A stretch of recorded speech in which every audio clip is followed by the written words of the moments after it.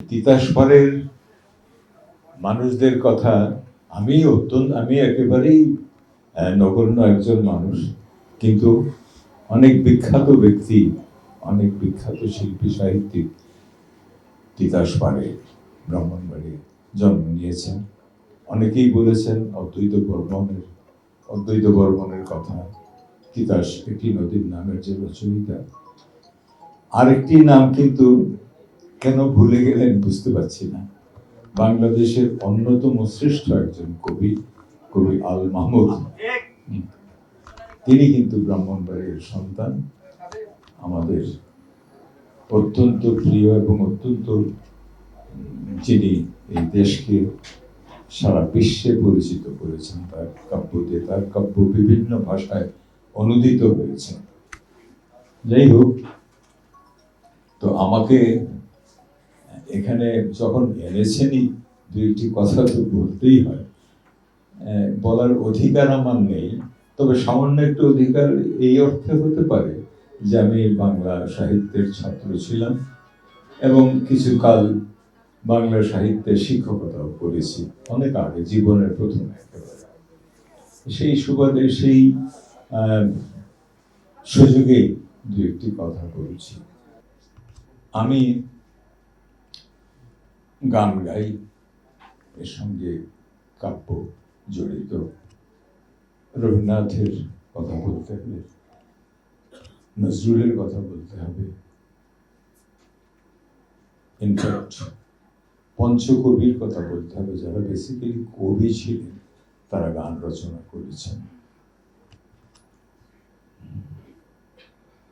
এই প্রসঙ্গে আজকে যে আসল কথাটি বলা হয়নি, আজকে যে আপনারা পুরস্কৃত হয়েছেন বা সম্মানিত হয়েছেন, কবিদের এই সম্মান প্রসঙ্গে একটি কথা, একটি গল্প বলতে চাই। গল্প নয়, সত্যি ঘটনা। বিখ্যাত জার্মান কবি গেটস, তিনি তার সময়ে যিনি সম্রাট ছিলেন জার্মানির, তার একটি অভ্যাস ছিল, তিনি বিকেলবেলা সভাসদ নিয়ে তার ঘুরে বেড়াতেন তার রাজ্যের বিভিন্ন জায়গায়। একবার তিনি বিকেলে বেরিয়েছেন সভাসদ নিয়ে, জুড়ি গাড়ি করে। তখন তো আর গাড়ি ছিল না, ঘোড়ার গাড়ি। রাস্তার পাশে উনি যখন রাস্তা দিয়ে যেতেন, রাস্তার পাশে যে সমস্ত লোকজন থাকতেন তারা সবাই দাঁড়িয়ে যেতেন, অবনত মস্তকে দাঁড়িয়ে থাকতে হতো। দ্যাট ওয়াজ দি, এটাই নিয়ম ছিল। তো একদিন তিনি বেরিয়েছেন শহরে। সেদিন সৌভাগ্যক্রমে অথবা দুর্ভাগ্যক্রমে কবি গেটে রাস্তায় ছিলেন। এখন সম্রাট আসছেন, সবাই রাস্তার এক পাশে গিয়ে মাথা নত করে দাঁড়িয়ে থাকলেন, কিন্তু কবি গেটে একেবারে গ্যাট হয়ে দাঁড়িয়েই থাকলেন। সবাই তাকে ইশারা করছে যে মাথা নিচু করো, নিচু করো। উনি পরোয়া করছেন না।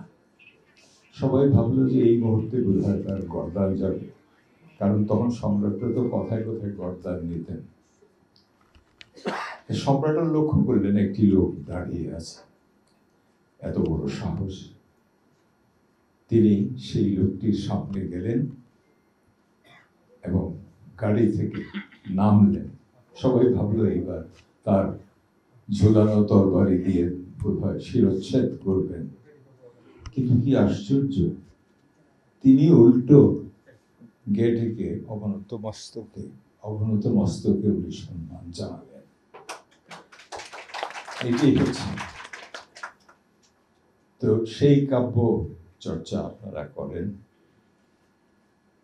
তবে ওই যে বললাম, ইমোশন রিকালেক্টেড ইন ট্রানকুইলিটি, শুধু ইমোশনের তাৎক্ষণিক প্রকাশ ছন্দবদ্ধ পদ্য হতে পারে, কিন্তু কবিতা হতে হলে তাকে ওই ট্রানকুইলিটি, তার ভিতরে তার চিন্তার ছাপ আসতে হবে। যেমন আরেকটি গল্প বলি, অনেকদিন আগে ছোটবেলায় গল্পটি শুনেছিলেন। তখন কবি, মহাকবি কালিদাস, বিখ্যাত কবি, তার সময়েও সেখানকার সম্রাট সবাই সভাসদকে নিয়ে বেড়াতে বেরোতেন।